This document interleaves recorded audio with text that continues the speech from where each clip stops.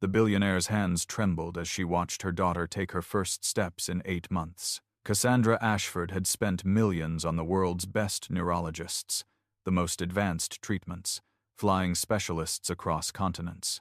They all said the same thing. Her daughter Brooke would never walk again. But here, in a cramped living room that smelled of sawdust and hope, a carpenter with calloused hands had done what medicine couldn't. Travis Beck knelt beside the young woman, his voice steady, his eyes holding secrets that didn't belong to a man who fixed broken furniture for a living. Cassandra's tears fell, not just for her daughter's miracle, but for the question burning in her chest. Who was this man who knew exactly where to touch, exactly what to say, exactly how to heal, like he'd spent a lifetime saving people before he started building chairs? The answer would break her heart before it mended it. 8 months earlier, Travis Beck's hands had been covered in varnish instead of surgical gloves. The workshop behind his rental house was small, barely large enough for the table saw and the pile of unfinished chairs he'd promised to deliver by Friday. The autumn sun filtered through the dusty window, casting long shadows across the concrete floor. He worked in silence, measuring twice, cutting once. The way his father had taught him before medical school consumed his life. Before everything fell apart. "Daddy, can we go to the park?" Kenny stood in the doorway, his Iron Man backpack already strapped to his small shoulders. 5 years old, and he'd already learned to pack his own snacks, tie his own shoes, wake himself up when Travis worked too late. The boy had his mother's eyes bright, hopeful, completely unaware that she'd walked out of their lives 2 years ago without looking back. Travis set down the sandpaper and wiped his hands on his jeans. "Give me 5 minutes, buddy. Let me clean up." The lie tasted familiar on his tongue. It would be more than 5 minutes. It always was. But Kenny just nodded and sat on the wooden stool by the door, swinging his legs, patient in the way children shouldn't have to be. Travis looked at his son and felt the familiar ache, the one that lived between his ribs, right where his stethoscope used to rest. The park was 3 blocks away, a small patch of green surrounded by chain-link fence and apartment buildings that had seen better decades. Kenny ran ahead, his sneakers kicking up dust from the gravel path. Travis followed slowly, his carpenter's tool belt exchanged for a worn backpack containing juice boxes and string cheese. He found his usual bench under the oak tree, the one where he could watch Kenny on the swings while pretending not to notice the other parents whispering. They knew him here, the single dad, the one who always looked tired, the one who worked 3 jobs and still wore clothes from the donation bin at the church. That's when he first saw her, a young woman in a wheelchair, parked near the flower beds, staring at nothing. Her hands lay motionless in her lap, her shoulders curved inward like a question mark. A nurse stood beside her, checking a phone, not really watching. But Travis watched. Old instincts kicked in before he could stop them, the way her head tilted slightly to the left, the subtle tremor in her right hand, the pattern of muscle atrophy in her legs, spinal cord injury. Thoracic level, probably T6 or T7. Recent. 6 months, maybe 8. He looked away, forced himself to look away. This wasn't his life anymore. He built furniture now. He sanded wood and hammered nails and picked up his son from kindergarten. He didn't diagnose. He didn't treat. He didn't save people. Not anymore.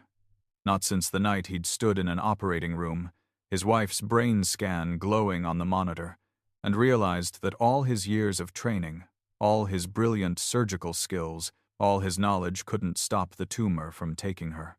Couldn't save the one person who mattered most. "Daddy, look!" Kenny's voice pulled him back. His son was running toward the wheelchair, holding a dandelion he'd picked from the grass. Before Travis could call him back, Kenny was already there, offering the flower to the young woman with the unself-conscious generosity of children who haven't learned about boundaries yet. The woman's eyes focused slowly, like someone waking from a long sleep. She tried to smile. Her hand moved just slightly, just enough, and Kenny placed the dandelion in her palm. Travis stood up, ready to apologize, ready to pull his son away. But the woman was looking at Kenny with something like wonder, and Kenny was already chattering away, telling her about the ants he'd found and the spaceship he was building from boxes, and how his daddy made the best grilled cheese in the whole world. The nurse had put away her phone and was watching with surprise. And Travis felt something crack inside his chest, something he'd kept carefully sealed for 2 years. He walked over. "I'm sorry. He doesn't understand about personal space yet." The words came out rougher than he intended. The woman looked up at him, and he saw it then, the same expression he'd seen in his wife's eyes during those final months. Not pain. Something worse. The absolute absence of hope. The certainty that tomorrow would be exactly like today, and the day after that, and the day after that, forever. "It's okay." Her voice was soft, unused. "He's sweet." She looked down at the dandelion, already wilting in her motionless hand. "I'm Brooke, Travis." He didn't offer his hand, didn't trust himself to touch her, because if he did, if he felt the muscle tone, assessed the nerve response, checked the reflexes, he'd know. He'd know exactly what was wrong and exactly how to fix it, and that knowledge would destroy him all over again. Kenny had already moved on, running back to the swings, his mission of kindness complete. The nurse checked her watch and began to push the wheelchair toward the parking lot. Brooke didn't look back, but Travis stood there long after they'd gone, his hands clenched in his pockets, fighting the urge to run after them, fighting the urge to say the words that were screaming inside his head. "I can help. I know I can help." He didn't run after them. He took Kenny home, made dinner, read bedtime stories, and lay awake in the dark, staring at the ceiling. In the workshop, gathering dust on the highest shelf, was a box he hadn't opened in 2 years. Inside were his medical licenses, his diplomas, his board certifications, the family photo from his residency graduation. Inside was the man he used to be, the man who'd failed when it mattered most. The next day, they went to the park again, and the day after that. Brooke was always there, always in the same spot by the flower beds, always with that same absent stare. Kenny always brought her something, a smooth pebble, a particularly interesting leaf, a drawing he'd made in kindergarten, and every time, Travis stood at a distance, watching, noticing things he wished he didn't notice. The way her right foot had slightly more movement than her left, the occasional finger twitch that suggested incomplete cord damage, the signs that her injury wasn't as hopeless as her doctors had probably told her. On the 5th day, the nurse wasn't there. Instead, a woman in a tailored suit stood beside the wheelchair, her phone pressed to her ear, her voice sharp with frustration. "I don't care what it costs. Find someone. Find anyone who can help her." She ended the call and looked at Brooke with an expression that Travis recognized the desperate love of a parent watching their child suffer. Kenny ran up with his daily offering, a blue jay feather this time. The woman in the suit looked startled, then her face softened slightly as Brooke accepted the feather with that same slow, careful movement. Travis approached, keeping his distance, keeping his secrets buried. "Your son has a kind heart," the woman said. Her eyes were tired beneath the expensive makeup. "I'm Cassandra Ashford, Brooke's mother." Travis knew the name. Everyone did. Ashford Technologies. Billionaire. Forbes list. The kind of wealth that could buy anything except the one thing she needed. "Travis Beck," he said simply. "She was in a car accident 8 months ago." Cassandra's voice was tight, controlled. "Spinal cord injury. They say she'll never walk again. We've seen 17 specialists, tried every treatment. Nothing works." She paused, and for a moment the billionaire disappeared, and there was just a mother, exhausted and afraid. "I don't know what else to do." Travis should have said something comforting, something empty and kind. Instead, he heard himself say, "May I?" He gestured toward Brooke. Cassandra frowned, confused, but nodded.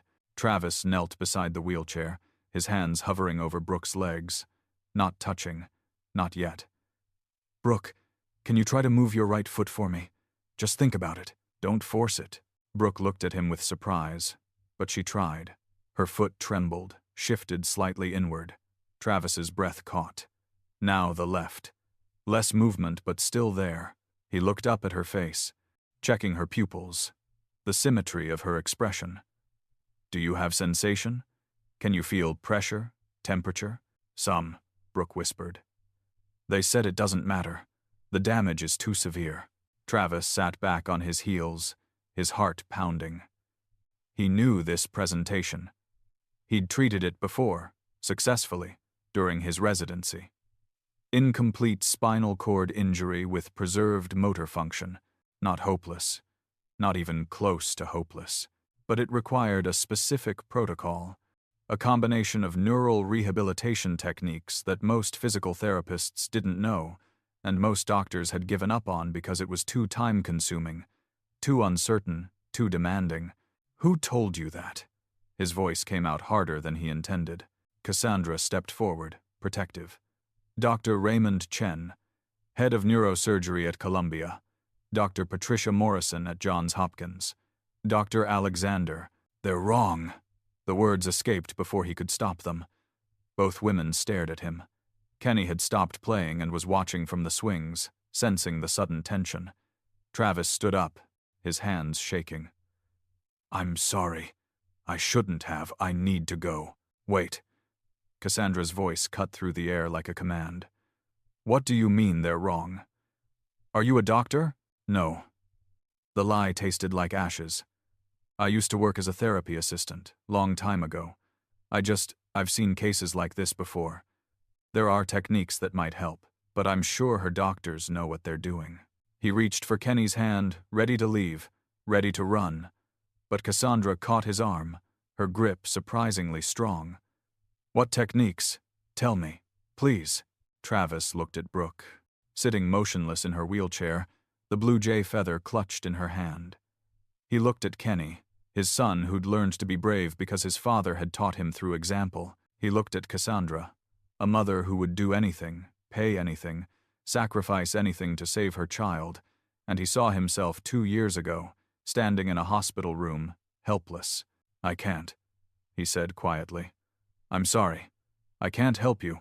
He walked away before they could ask why, before they could see the tears he was fighting back, before they could see the man he used to be, still trapped inside the carpenter he'd become.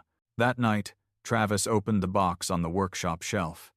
Inside were the remnants of his old life, his framed medical degree from Johns Hopkins, his neurosurgery board certification, the photos from his fellowship. There was the journal article he'd published on novel rehabilitation protocols for spinal cord injuries.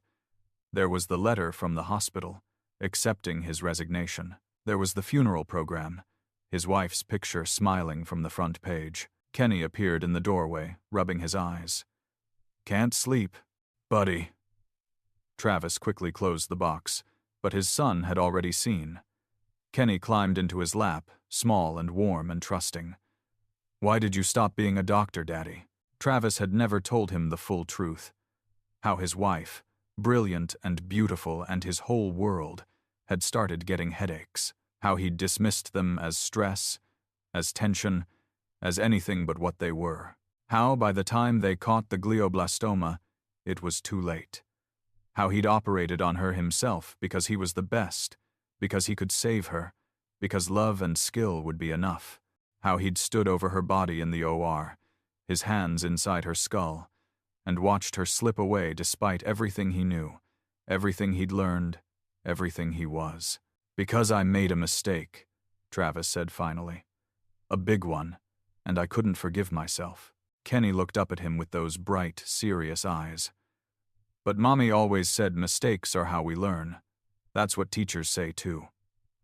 He paused, thinking. The lady in the wheelchair is sad, like you get sad sometimes. When you look at Mommy's picture. Maybe you could make her not sad? Out of the mouths of babes. Travis held his son close, breathing in the smell of children's shampoo and innocence. It's not that simple, Kenny. Why not? Why not indeed? Because he was afraid. Because he'd built a life where he couldn't fail because he never tried. Because fixing furniture was safe, and saving people was terrifying, and living in grief was easier than risking hope. Because if he tried to help Brooke and failed, it would destroy him. And if he tried and succeeded, it would mean his wife's death wasn't because medicine had limits, but because he had limits. But Kenny was looking at him with absolute faith, the way children look at their fathers, believing they can do anything. And Travis realized that his son was learning from him every day, learning either that it was brave to try and fail, or that it was safer to hide from your gifts. "Maybe you're right," Travis whispered. The next morning, he went to the park early, before his shift at the furniture warehouse. Cassandra was there, pushing Brooke's wheelchair along the path. They looked up in surprise when they saw him. "I want to help," Travis said without preamble, "but I need to be honest with you. I'm not a therapy assistant. I was a neurosurgeon, Johns Hopkins trained, board certified in neurological rehabilitation. I specialized in spinal cord injuries." He watched their faces change, confusion, hope, suspicion. "I left medicine 2 years ago after my wife died. I haven't practiced since, but I know your daughter's injury. I've treated this exact presentation before. Successfully." Cassandra's eyes narrowed. "Why should I trust you? If you're really a neurosurgeon, why are you working as a carpenter?" "Because I failed the one person I loved most, and I couldn't face that world anymore." The truth hung in the air between them. "But I can help Brooke. Not with surgery, not with medication, with neural rehabilitation therapy, specific exercises, nerve stimulation, progressive resistance training. It's intensive, it's slow. It takes months of daily work. Most doctors don't bother because it's not glamorous and insurance doesn't pay well and the success rate isn't guaranteed. But for incomplete injuries like Brooke's, it works about 60% of the time." Brooke spoke for the first time. 60% is better than 0%. Her voice was stronger than before. "What do you want in return?" Travis looked at her directly. "Nothing. I'll do it for free. I work during the day, but I can come to your house in the evenings. We'll start slow nerve assessment, range of motion, sensation mapping. Then we'll build from there. But I need you to understand I'm not doing this as a doctor. I gave up that right. I'm just a man who has some knowledge that might help." Cassandra studied him for a long moment. He could see her calculating, assessing, trying to decide if he was a charlatan or a miracle. "Finally," she said, "if you hurt my daughter, I will destroy you. I have the resources to make sure you never work anywhere, ever again. I understand. And if this works, if you really can help her, I want to know the real story. Why you left medicine. What you're running from." Travis nodded slowly. "If it works, I'll tell you everything." They shook hands, and Travis felt the weight of the promise settle over him like a familiar coat. He was walking back into the world he'd fled, back into the possibility of failure, back into the knowledge that his hands could heal or destroy, and he wouldn't know which until it was over. That evening, he stood in Brooke's bedroom, a space that had been converted into a medical facility, with a hospital bed, monitors, equipment that cost more than Travis made in a year. Cassandra watched from the doorway, her arms crossed. Brooke lay on the therapy table he'd asked them to prepare, her eyes closed, her body tense. "First, we need to understand exactly what we're working with," Travis said quietly. He pulled on the examination gloves Cassandra had provided, and his hands remembered. Muscle memory from thousands of examinations, hundreds of patients, years of training. He started at Brooke's feet, checking sensation with pinprick and light touch, working his way up, documenting what worked and what didn't, mapping the injury. "You have more preserved function than your doctors realized," he said after 30 minutes. "The damage is concentrated at T7, but there are neural pathways that are intact, just dormant. We need to wake them up, teach them to do the work of the damaged areas. Your brain wants to move your legs. We just need to rebuild the highway so the signals can get through." He spent the next hour explaining the protocol, showing Brooke the exercises they'd start with, describing the progression. It sounded simple. It was anything but. Every movement would require intense concentration. Every exercise would push the boundaries of her endurance. Progress would be measured in millimeters, not miles. "How long?" Brooke asked. 6 months minimum. Maybe a year, maybe longer. And at the end, you might walk. or you might just have better sensation and motor control. There are no guarantees, but there's a chance. Yes, there's a chance. Brooke looked at her mother, then back at Travis. Then let's start. They began that night. Travis guided Brooke through basic neural activation exercises, visualizing movement, attempting tiny muscle contractions, building the mind-body connection that trauma had severed. It was exhausting work. After an hour, Brooke was drenched in sweat, trembling with effort. But her right toe had moved. 3 millimeters of flexion. Barely visible. Everything. Travis left their mansion after 10 p.m., drove to his tiny rental house, checked on Kenny sleeping peacefully in his bed, and sat in the workshop with his head in his hands. He'd crossed the line. He was a doctor again, whether he claimed the title or not, and if he failed, if Brooke ended up like his wife, beyond his ability to save, he wasn't sure he'd survive it this time. But he came back the next night, and the night after that. Every evening, after his shift at the warehouse, and his hours at the furniture shop, and dinner with Kenny and bedtime stories, he drove to the Ashford mansion and worked with Brooke. Nerve stimulation, range of motion exercises, strength training, proprioceptive rehabilitation, all the techniques he'd learned during his fellowship, all the protocols he'd developed and published and perfected. Cassandra watched every session at first, suspicious and protective. But as the weeks passed, she began to see results. Brooke's toes moved with intention. Her ankles gained strength. Sensation crept up her legs like spring thaw. Small victories. Incremental progress.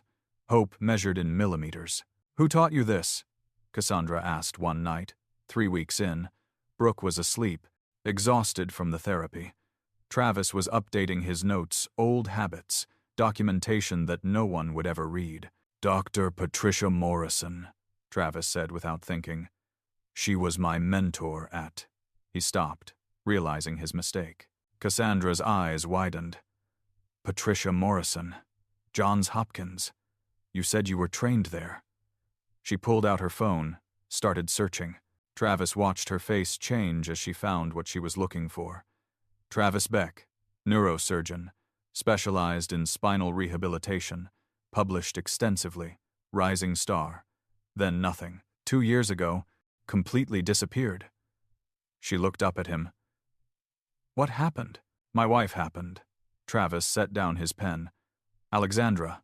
We met in medical school. She was a pediatric oncologist. Brilliant, compassionate, better than me at everything except cutting people open. We got married during residency. Had Kenny during my fellowship. Built a life around our work and our family and the belief that medicine could fix anything if you were smart enough, dedicated enough, lucky enough." He paused, the memories sharp even after 2 years. "She started getting headaches when Kenny was 3. I told her it was stress. New attending position, toddler at home, not enough sleep. I was the neurosurgeon, and I missed it. By the time we did the MRI, the glioblastoma was already stage 4, inoperable, they said. But I didn't accept that. I researched, I consulted, I found a surgical approach that might work. It was risky, 90% chance of mortality, but 10% was better than 0, right?" Cassandra was very still, listening. "I operated on her myself. 7 hours. I removed 95% of the tumor. It should have worked. It could have worked. But there was bleeding a vessel I couldn't control, in a location I couldn't access without destroying everything. I had to close her up. I had to leave that 5% behind, and it grew back, faster and more aggressive than before.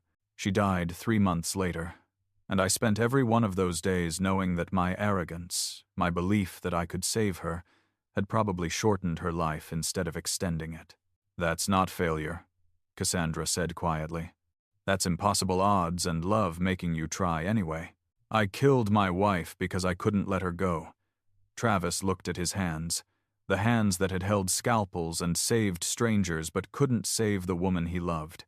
"After she died, I couldn't walk into an OR, couldn't look at another patient, couldn't face the idea that I might fail again. So I quit. took Kenny and moved here and became someone who builds chairs instead of repairing spines. Someone who can't hurt anyone by trying to help. The room was silent, except for the soft beep of Brooke's monitors. Finally, Cassandra spoke. "But you're helping my daughter. I'm terrified every single day that I'm going to fail her like I failed Alexandra. And yet you keep coming back." Travis thought about Kenny, about the blue jay feather, about the choice to teach his son courage or teach him fear. Because sometimes the only way to survive failure is to try again. Cassandra stood up, walked to the window overlooking her manicured gardens. "Do you know what I see when I look at you? Not a failure. A father who works 3 jobs to provide for his son. A man with extraordinary skills who uses them to help people who can't pay him. Someone brave enough to face his worst fear every single night because a little boy brought my daughter a dandelion. I don't feel brave. The bravest people never do." She turned back to face him. "Keep helping Brooke. Please. Whatever you're running from, whatever you think you don't deserve, put it aside, because she needs you. And I think maybe you need this too." Travis nodded slowly. He did need this. Needed to prove that his hands could still heal. Needed to believe that his knowledge had purpose beyond the pages of medical journals gathering dust. Needed to show Kenny that doctors weren't failures because they couldn't save everyone, they were heroes because they tried. The weeks turned into months. Travis's routine became a careful balance: morning shift at the warehouse, afternoon building furniture, evening cooking dinner with Kenny, night at the Ashford mansion working with Brooke. He was exhausted, running on coffee and determination, and the small victories that accumulated like coins in a jar. Brooke could wiggle all her toes now, could flex her ankles, could tighten her quadriceps with concentration, could feel temperature and pressure up to her knees. The physical therapist Cassandra had hired a kind woman named Joan, who'd worked with athletes and accident victims, was amazed. "I've never seen progress like this with spinal injuries," she said, watching Travis guide Brooke through nerve stimulation exercises. "What's your secret?" "No secret," Travis said, not looking up from his work. "Just time and patience and knowing exactly which pathways to target." But it was more than that. It was understanding that the nervous system wanted to heal, needed to heal, and would heal if you gave it the right conditions. It was recognizing that every patient was unique, that textbook protocols were starting points, not ending points. It was the gift and curse of knowing too much, seeing too much, understanding exactly what was possible when most doctors saw only limitations. Kenny came with him sometimes on weekends. Brooke had grown to love the boy's visits, his endless chatter and boundless optimism a bright spot in the grinding work of rehabilitation. Cassandra, too, had softened, setting up a playroom for Kenny, making sure there were snacks and juice boxes and age-appropriate toys. The billionaire and the 5-year-old had formed an unlikely friendship, connected by their shared love for the people Travis was trying to help. "Your son is wonderful," Cassandra told him one Saturday afternoon. They were watching through the window as Kenny showed Brooke the Lego spaceship he'd built. Brooke was in her wheelchair, but she was sitting straighter now, holding her head higher, engaging with the world in a way she hadn't in months. "He's the reason I keep going," Travis admitted. "After Alexandra died, I wanted to disappear, just curl up and stop existing. But Kenny needed me, needed a father who could still function, still provide, still be present. So I became that father, even when I didn't feel like it." "That's what love is," Cassandra said. "Showing up even when you don't want to. Especially when you don't want to." 5 months in, Brooke sat on the edge of the parallel bars Travis had installed in the therapy room. Joan stood on one side, Travis on the other. Cassandra watched from the doorway, her hands pressed to her mouth. This was it, the moment they'd been building toward. The moment that would prove whether Travis's protocols worked or whether he'd given them false hope. "Okay, Brooke," Travis said quietly. "Just like we practiced. Think about standing. Visualize your leg muscles engaging. Feel the weight transfer through your bones. Don't force it. Let your body remember." Brooke's hands gripped the parallel bars. Her face tightened with concentration. And slowly, impossibly, she pushed herself up. Her legs trembled. Her knees wanted to buckle. But she was actually standing on her own feet for the first time in 8 months. Joan gasped. Cassandra made a sound that was half laugh, half sob. Kenny cheered from the doorway where he'd been coloring. Travis's vision blurred with tears. He didn't realize he was crying. Good, he managed. That's so good, Brooke. Now can you try a step? Just one. Right foot forward. Brooke looked at him, her eyes wide with fear and hope and determination. She lifted her right foot, just a few inches. Just enough to shift it forward 6 inches before setting it down. Her left foot followed, shaky but present. 2 steps. 2 impossible, miraculous, hard-earned steps. Then her strength gave out. Travis caught her before she fell, lowering her gently back into the wheelchair. She was crying now, her body shaking with exhaustion and triumph. I did it, she whispered. I actually did it. You did it, Travis confirmed, his voice rough. You did the hard part. Everything else is just practice. Cassandra crossed the room and threw her arms around Travis, stunning him with the fierceness of her embrace. Thank you, she said, her voice breaking. Thank you for giving my daughter her life back. But Travis was looking at his hands, the hands that had just helped someone stand after everyone else said it was impossible. The hands that had failed his wife but succeeded with a stranger's daughter. The hands that could heal after all, if he was brave enough to try. That night, as he drove home, his phone rang. Unknown number. He almost didn't answer, but something made him pick up. Travis Beck? A woman's voice, professional, clipped. Yes? This is Dr. Patricia Morrison, from Johns Hopkins. I heard through the medical community that you're working again, treating spinal cord injuries with your old protocols. Is that true? Travis's hands tightened on the steering wheel. His mentor, the woman who'd taught him everything about neural rehabilitation, the woman whose calls he'd ignored for 2 years after Alexandra died. I'm helping someone, privately, not officially practicing. Travis, I need you to listen to me very carefully. Doctor, Morrison's voice changed, became urgent. I have a patient, 20-year-old female, incomplete spinal cord injury from a car accident. She's been in rehabilitation for 8 months with minimal progress. Her mother is desperate. I remembered your protocols, the ones you published before you disappeared. I think you're the only person who can help her. I can't, Travis said automatically. I'm not licensed anymore. I'm not. I know what you're not, doctor, Morrison interrupted. But I also know what you are. You're the most gifted neural rehabilitation specialist I've ever trained. You're the man who solved cases everyone else gave up on. You're someone who understands that healing isn't just about medicine, it's about believing in possibility when everyone else sees only limitations. Travis pulled over to the side of the road, his heart pounding. Why are you calling me? Because the patient's name is Brooke Ashford, and her mother called me today, asking questions about you, verifying your credentials, your publications, your case histories. She's thinking about asking you to take on Brooke's case formally, not as a carpenter who knows some therapy tricks, but as the neurosurgeon you actually are. And before she does, I wanted to tell you that you should say yes. I can't go back to that world. You never left it, Travis. You just convinced yourself that carpentry was safer than surgery. But you're already doing the work, already taking the risk, already facing the fear of failure every single time you touch that girl.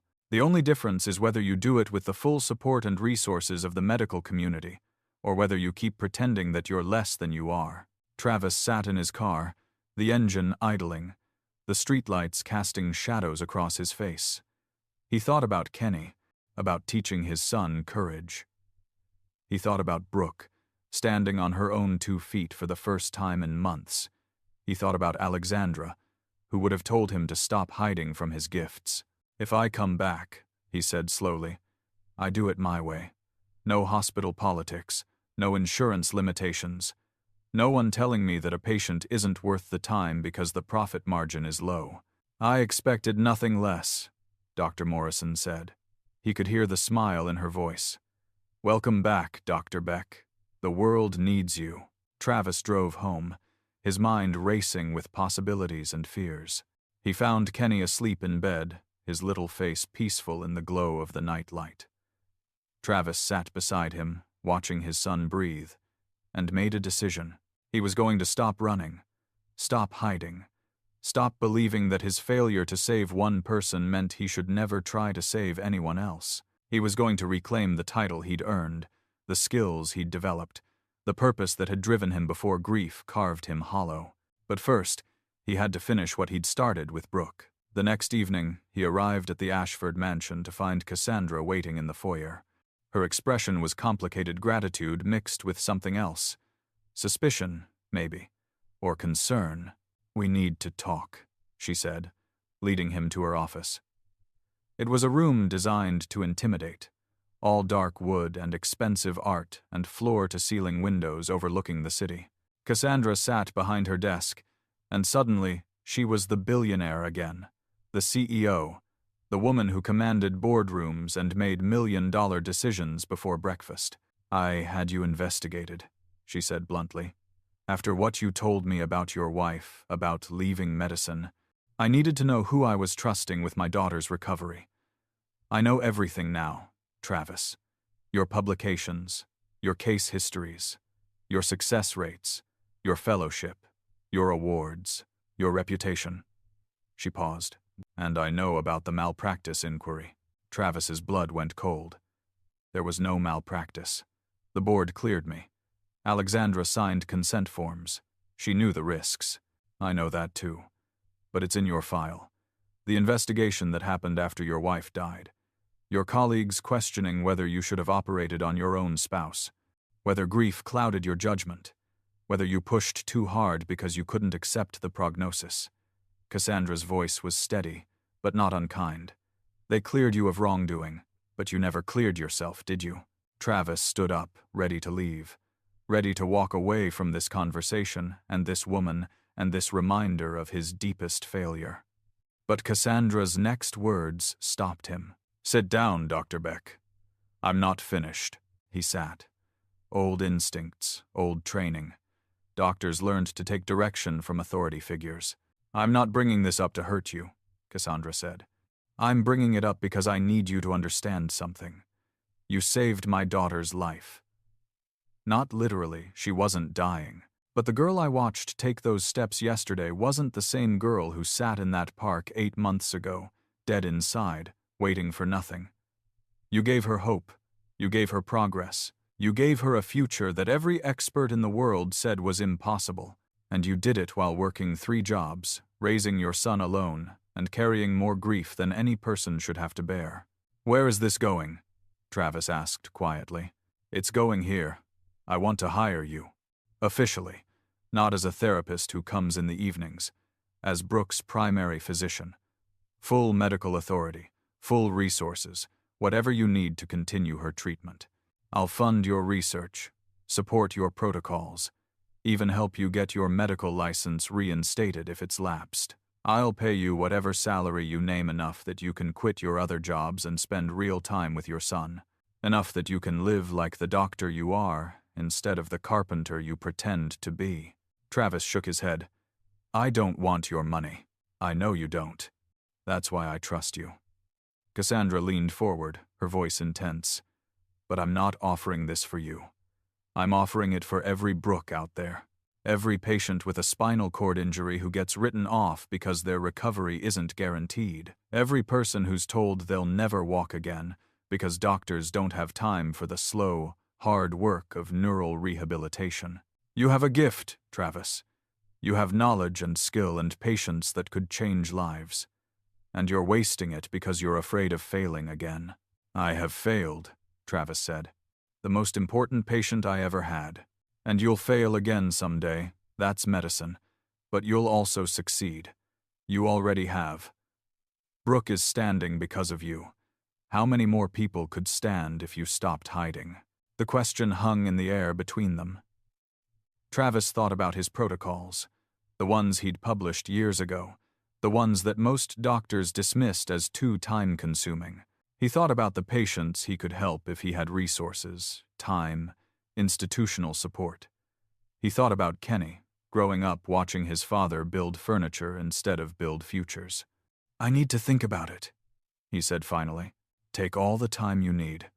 But while you're thinking, I want to show you something." Cassandra stood up and led him down the hallway to Brooke's room. His patient was asleep, but Cassandra gestured to the desk by the window. On it was a journal, open to a page covered in Brooke's handwriting. Travis read the entry dated that morning. It began, "I stood today. Actually stood on my own 2 feet after 8 months of everyone telling me I never would. And I realized something: the man who made this possible doesn't even use his real title. Dr. Travis Beck, the most brilliant neurosurgeon no one's ever heard of. The fallen hero rebuilding himself one patient at a time. He saved me because he failed someone else, because he knows what it's like to fight impossible odds. Because he refuses to give up, even when giving up would be so much easier." Travis's vision blurred. He closed the journal carefully and followed Cassandra back to the office. "I need time," he repeated. "This isn't a small decision. I have Kenny to think about, my own healing to consider. The question of whether I'm ready to risk that kind of failure again. I understand. But Travis, whatever you decide, don't stop coming. Don't stop working with Brooke. She needs you. She's not finished yet." He nodded and left, driving home through streets that suddenly felt different. Fuller. More possible. Like the city itself was expanding to make room for the version of himself he'd buried 2 years ago. At home, he found Kenny still awake. Supposedly in bed, but actually building a Lego hospital. "For when you're a doctor again," his son explained matter-of-factly. "Because Brooke said you made her walk, and that means you're the best doctor ever." Travis sat down beside his son, his throat tight. "What if I'm not the best? What if I try to help people, and I can't?" Kenny looked at him with those serious 5-year-old eyes. "Then you try again. That's what Mommy would say, right?" "Right. That's exactly what Alexandra would say. She'd tell him to stop wearing his grief like a shield, to stop punishing himself for being human, to get back in the fight, because that's what doctors do. They fight even when the odds are terrible and the outcome is uncertain and the cost of failure is devastating. You're pretty smart, you know that?" Travis ruffled his son's hair. "I know," Kenny said with complete confidence. "Are you gonna say yes to the rich lady?" "Maybe. How do you feel about me being a doctor again?" Kenny thought about it seriously. "Will you still make grilled cheese?" "Always." "Then I feel good." Travis smiled despite everything. "You know what? I feel good too." The next 3 weeks were a whirlwind of progress and setbacks. Brooke could stand for longer periods now, could take 5 steps, then 10, then 15 before exhaustion set in, could feel sensation down to her feet, could control her bladder and bowels again, a victory that seemed small until you understood what it meant for dignity and independence and hope. But there were bad days too. Days when her muscles spasmed and progress seemed to reverse. Days when pain flared along neural pathways that were rewiring themselves. Days when Brooke cried from frustration and exhaustion and the sheer difficulty of doing things that healthy people never thought about. Travis was there for all of it. The victories and the failures, the hope and the despair. Learning again what it meant to be a doctor, not a miracle worker, not a magician, but a guide through the long, hard process of healing. Then came the night everything changed. Travis arrived for their usual evening session to find Cassandra pale and shaking in the hallway. "Something's wrong," she said immediately. Brooke was walking with the parallel bars this afternoon, doing great. Then she said her head hurt. Now she can't stop vomiting and her right hand is numb and she's confused. Travis's medical training kicked in before his fear could. "How long ago did the symptoms start?" 30 minutes. I called her regular doctor, but he's in surgery. I didn't know who else." Travis was already moving, pulling out his phone as he ran toward Brooke's room. He called 911, giving rapid-fire instructions, then hung up and focused on his patient. Brooke was on the bed, pale and clammy, her eyes dilated unevenly. He checked her vitals, assessed her neurological responses, and his blood went cold. This was his nightmare. The exact scenario he'd feared. Brooke was having a vascular event, likely a blood clot that had formed near her spinal injury site and traveled. It could cause a stroke. It could cause paralysis.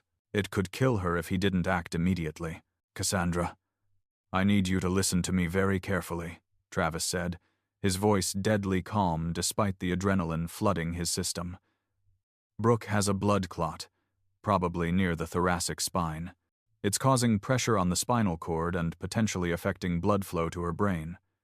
An ambulance is coming, but by the time they get her to a hospital and into an OR, it might be too late. There's only one option." "What option?" Cassandra's voice was strangled with fear. "I can remove the clot. Here. Now. It's a minimally invasive procedure. I don't need an operating room, just the right equipment and steady hands. But I need to do it in the next 15 minutes, or the damage could be permanent." "Do you have the equipment?" "No. But I know exactly what I need and where to get it. There's a medical supply company 20 minutes from here. I can break in, take what I need, be back in 30 minutes. "That's illegal. You could lose your medical license permanently." Travis looked at Brooke, seeing his wife's face superimposed over hers, seeing the seconds ticking away, seeing the choice between following rules and saving a life. "I don't care about my license. I care about your daughter." Cassandra made a decision in that moment that proved why she was a billionaire. "I'll send my driver. He'll be faster. Tell him what you need." 15 minutes later, Travis had everything spread out on a sterile sheet in Brooke's bedroom. Surgical tools, imaging equipment, medications. It wasn't an OR, but it would have to be enough. Joan, the physical therapist, had arrived, ready to assist. Cassandra stood by the door, her hands pressed to her mouth. "Brooke," Travis said gently, "I need you to stay very still. This is going to hurt, but I need you to trust me. Can you do that?" Brooke's eyes were glassy with pain, but she nodded. Travis prepped the site, using the portable ultrasound to locate the clot. There, right where he'd feared. Pressing against the spinal cord, cutting off blood flow, causing a cascade of damage with every passing second. His hands didn't shake. Couldn't shake. This was what he'd trained for. This was what he was. Not a carpenter. Not a failure. A neurosurgeon. Someone who understood that the nervous system was intricate and delicate and absolutely unforgiving of mistakes. He made the first incision. Small, precise, guided by the ultrasound imaging. Found the blood vessel. Located the clot. Joan handed him instruments before he had to ask for them, anticipating his needs with the intuition of someone who'd worked with good surgeons before. Travis worked with focused intensity, aware that one slip could sever a nerve, one miscalculation could cause bleeding he couldn't control. 20 minutes in, he had the clot isolated. Carefully, impossibly carefully, he removed it. The blood vessel responded immediately. Flow restored. He watched the imaging, holding his breath, as circulation returned to the affected area. Brooke's hand twitched, the numbness already resolving. He closed the incision with surgical precision, using techniques he hadn't employed in 2 years but that his hands remembered perfectly. Muscle memory. The gift and curse of surgical training. You never really forgot how to cut, how to suture, how to save. Finally, it was done. Travis stepped back, his scrubs soaked with sweat, his hands steady despite the adrenaline crash that was coming. "She's stable," he said. "The clot is gone. Blood flow is restored. But she needs to be in a hospital, monitored for the next 48 hours in case there are complications." The ambulance arrived 5 minutes later. As the paramedics loaded Brooke onto the stretcher, she reached for Travis's hand. "You saved me," she whispered. "You saved yourself," Travis corrected, "by being strong enough to fight." At the hospital, the ER doctor took one look at the surgical site, and his eyes widened. "Who did this procedure?" "I did," Travis said. He was beyond caring about consequences now. Beyond hiding. Dr. Travis Beck, formerly of Johns Hopkins Neurosurgery. "I treated an acute vascular event in a suboptimal setting because time was critical and transport would have resulted in permanent damage or death." The doctor studied him for a long moment, then nodded slowly. I'll note it in the chart.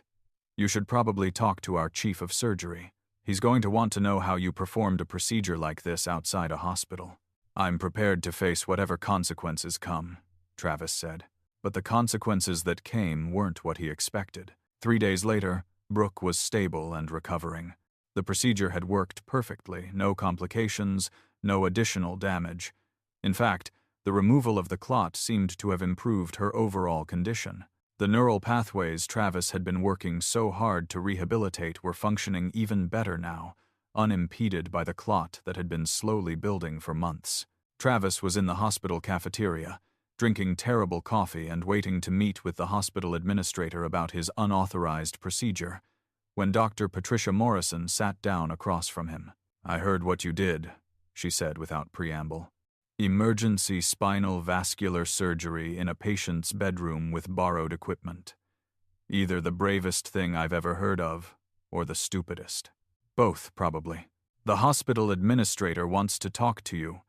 So does the chief of surgery. So does the medical board." She paused. "So does the dean of Johns Hopkins. Because word got out, Travis. The story of the neurosurgeon who left medicine after his wife died and saved a billionaire's daughter working as a carpenter. It's all over the medical community. You're either going to be crucified or celebrated, and I can't tell which yet." Travis set down his coffee. "I don't care which. I did what needed to be done. If they take my license, I'll accept it. I've already lost everything that mattered once. I can survive losing it again." "Liar, doctor," Morrison said softly. "You do care. You care desperately. Because for the first time in 2 years, you feel like yourself again. Like the doctor you were always meant to be. And the thought of having that taken away terrifies you." She was right. Travis looked at his hands, the hands that had just saved a life, and felt the terror wash over him. He'd tasted hope again, tasted purpose, tasted the satisfaction of doing what he was born to do, and now it might be ripped away because he'd broken rules to save a patient. "Whatever happens, doctor," Morrison continued, "I want you to know something. I'm proud of you. For trying when it would have been easier to give up. For facing your fear of failure and doing the work anyway. For being the kind of doctor who sees a patient in crisis and acts, regardless of personal cost. That's who you were always meant to be." The meeting with the hospital administrator was surprisingly brief. The woman behind the desk looked tired, like she'd been dealing with complicated situations all day, and Travis was just another one. She reviewed his case, asked pointed questions about his decision-making process, verified his medical training and credentials. "Finally," she said, "Dr. Beck, you performed an unauthorized surgical procedure in a non-medical facility. You used equipment obtained through irregular means. You bypassed standard protocols and safety measures. You endangered a patient and exposed this hospital to potential liability." Travis nodded, accepting the judgment. "You also saved that patient's life," she continued. "In a situation where delay would have caused permanent damage or death, using skills at a level few neurosurgeons possess, making decisions that, in retrospect, were absolutely correct. The patient's regular physician reviewed your work and called it exceptional under the circumstances." She leaned back in her chair. "We're not going to take action against you, but we are going to offer you a position." Travis blinked. "I'm sorry, what?" "The hospital board met this morning. We have an opening in our neurology department for a specialist in spinal rehabilitation. It's a new position. We've been wanting to develop a comprehensive program for spinal cord injury patients, but we haven't found the right person to lead it. The salary is competitive, the resources are excellent, and you'd have autonomy to implement your protocols. Interested?" Yes, I'm interested." "Good. We'll need to verify your medical license status and get you credentialed, but I don't anticipate any problems. Welcome back to medicine, Dr. Beck." Travis walked out of that office in a daze. He found Cassandra waiting in the hallway, Kenny asleep in her lap. She looked up when she saw him. "Well, they offered me a job." Cassandra smiled, the first genuine smile he'd seen from her. "Of course they did. You're exceptional, Travis, even when you're trying to hide it."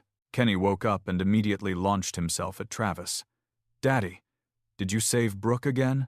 "I did, buddy. I did." "Are you a superhero now?" Travis laughed, the sound rusty but real.